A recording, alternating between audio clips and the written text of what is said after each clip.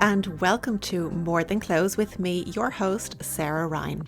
In this podcast, we'll explore the connection between style, identity, confidence, and mindset, and why getting dressed is never just about clothes.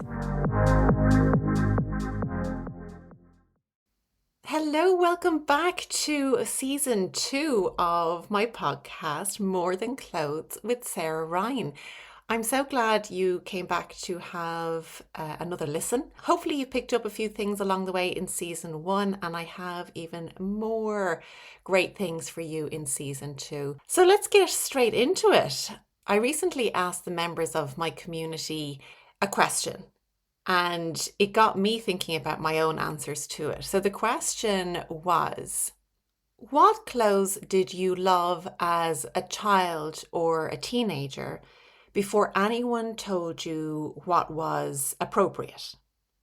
Now have a think about that answer yourself, but I want to share with you a very vivid memory that I have, and I think there's a lot to be learnt in this. And I'll ask you a few questions at the end of the podcast to help you kind of process this yourself. So you may have been told at a certain time, and it might even be more recently as well, by the way, that something you wanted to wear, something that appealed to you, maybe something that you did wear, was too much. Has anybody ever said that to you? Or have you ever said it to yourself? Oh, I'd love to wear that, but it's just too much. It's too much. I'll put it back. Now, if somebody has ever said that to you, it's rarely about you or your choices. It's actually more about the other person's comfort level. And let me share with you my answer or my memory to this question, where I think it was the first time that I took on board. I was kind of pushing my style a little bit, and somebody said something, and it landed with me, and I didn't realize at the time how impactful their comment was and how I took that on board for years after that. So I think I must have been about 18 or 19 at the time, not long out of school. And if you listen to my introduction in season 1, you'll know that when I left school, I was lost. And so already I was in a very kind of vulnerable state and kind of very open to influence. And I was trying to find my way. So having a comment like, oh, it's too much, for me, it was like a guide almost to say I was doing things wrong. So let me set the scene. So I was 18 or 19. I was probably working at the time after leaving Trinity College, and I had a little bit of money coming in. So I was out shopping with friends one day. I remember this so clearly, and I saw these boots. And I was like, they made me giddy. They made me excited. They were like these black and white. I mean, they reminded me of something like Formula One, but like they had high heels and they were kind of sexy, and there was a little bit of red on them, and they were out there. Let's put it that way. They were not everybody's cup of tea, but they made me giddy. And they were a little bit of stretch for my budget, but I was like, you know what? I love these boots. I'm going to wear these boots. So I bought the boots, and I was delighted with myself, and I couldn't wait for the next night to wear these out. So as soon as I had an opportunity, I went out with my friends to our local nightclub, which is no longer there now. If anybody is from Greystones, you will remember Latrex, Club Life, a great spot. I have many fond memories of nights out there. I went all out with this like black and white theme that was drawn from the boots. And I remember I think I wore like maybe black trousers inside the boots and a black and white top, and I think I had a studded belt. I mean, it would have been around early 2000s, something like that, but I was all in on the black and white theme. It was a loud outfit. I knew nobody else was going to be wearing something like I was wearing, and I felt really good in it. I was so excited to go out that evening and make an impact. And I was having a great time. And I remember some guy started talking to me. I guess he was kind of flirting a little bit looking back on it, but then he was like, "You don't need all of this. It's too much." And right there and then, I began to shrink. That comment stayed with me, and I had no idea at the time that it would impact me for years to come. Now, I remember that comment. I do not remember the guy. I mean, that goes to show you, I didn't even know who this guy was, and I gave him authority over what I was wearing. Who was this guy? Who the hell was this guy saying that I was too much, the way I was dressed was too much, and I allowed that to impact me? It wasn't like I was devastated about his comment, but I could just feel myself shrinking a little bit more. And that's a very important moment to highlight, that it's not a moment where everything changes, but it's a subtle shift. And it shows that, identity doesn't collapse overnight, nor is it built overnight, but it contracts in these micro moments.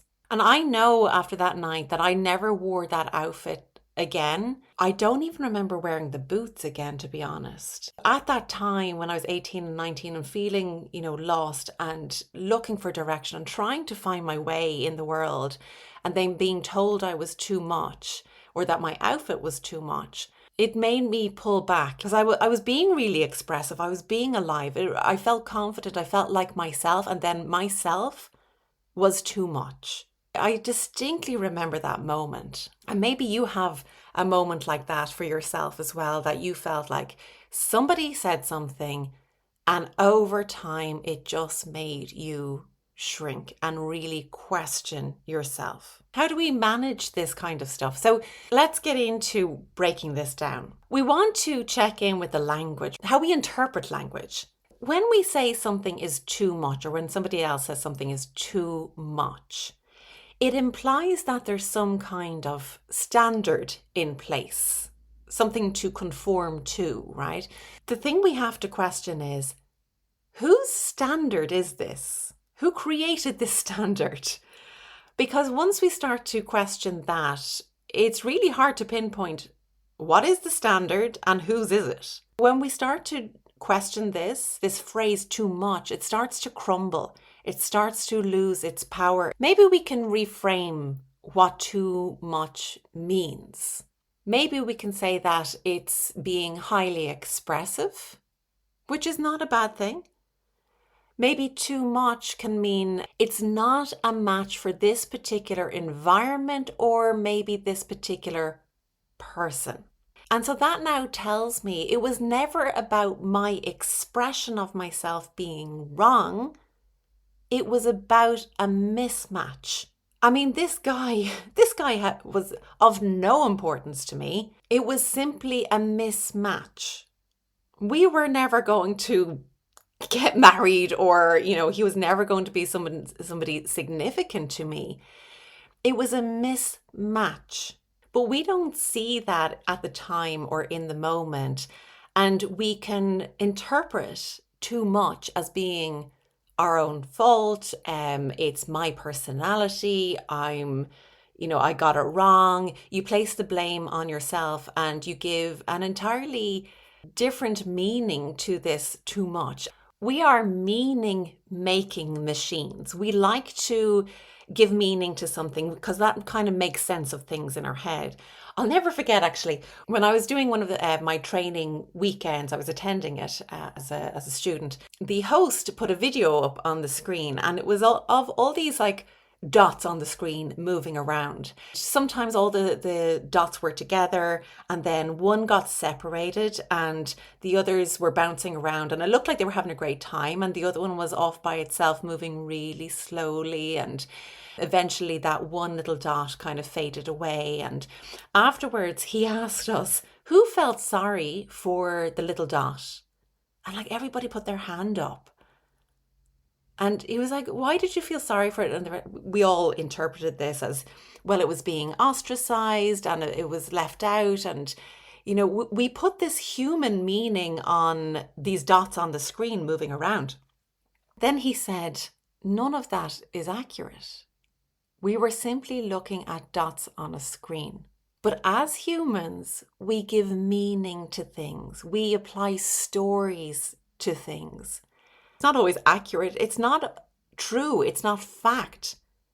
But we interpret it as such. So just be mindful that we often tell ourselves stories. We interpret things, and it's not fact. It's storytelling. And in this case, where somebody said my outfit was too much, I took that as an attack on me, on my personality, on me as an individual. And, I didn't know it at the time, but I would go on to tell myself my true expression of myself was too much, that I had to tone it down. I had to pull it back. This guy that made this comment, which he probably didn't give a second thought to, it was so impactful at the time, so damaging at the time.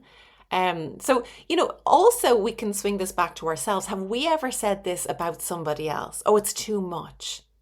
I've probably been guilty of that in the past. I don't do things like that anymore because I know how damaging it is. I actually applaud when I see people really expressing themselves. I applaud it because I know what it takes, the guts it takes to do it, and that they're doing it for themselves. They're not doing it for anybody else. So going back to how this comment impacted me. So I didn't just not wear the outfit anymore. I started adjusting myself and who I was allowed to be. This comment of too much, keep in mind that it's a very vague comment as well. It's kind of undefined criticism. He didn't, go on to elaborate exactly what was too much. Was it the boots? Was it the entire outfit? Was it me? Was it how I was? It was very vague. But what the brain tends to do is fill in the gaps with our storytelling, and we fill it in with self-judgment. So if we were to interpret too much, could it be that it's too visible, too expressive?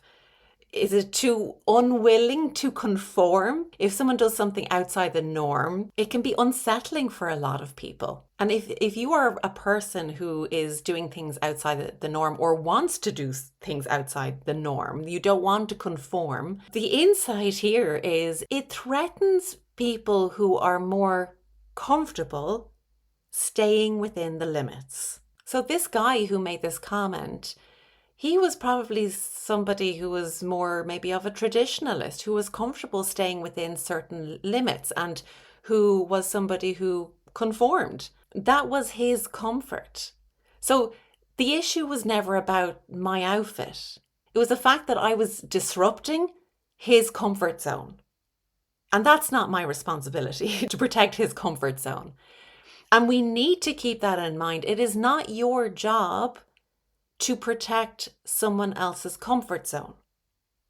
That is not your job. So going back to how something like this can shift your identity, this moment in a nightclub where somebody made this stupid comment started to change my own behavior of what I did, how I dressed, wearing the bold statement boots. I started changing my behavior. I also started to question my own beliefs and capabilities. Questioning, can I put this outfit together? Can I pull this off? Do I need to tone it down? And this compounded into my identity.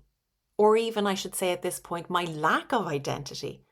Because just when I thought I was expressing myself authentically, I was told that I got it wrong. So there was still this loss of identity. I was still thinking, who am I? What am I doing? And it perpetuated these questions and this sense of loss of direction. I went from saying I am somebody who is expressive and bold and confident to I am someone who should be more careful with how I express myself, which is really sad. It's so sad now to think about that. So, what happens when you internalize these kind of comments? I started to dilute myself. If you ever received this comment, oh, it's too much, or you ever thought about it, I can't wear that because it's too much, you are beginning to dilute yourself. You are second guessing your decisions, so you're losing that self-trust, and you're outsourcing approval to somebody else. And that is a dangerous game to play. So just think about how that, if you've ever heard that, if you've ever thought that, how that has manifested in what you wear now. Wardrobes become safer, flatter, and less expressive, less representative of who you are, and they start to conform. And the emotional cost of that is a disconnection from yourself. I felt that. And you're losing your personal magnetism. You're losing what it is that makes you, you.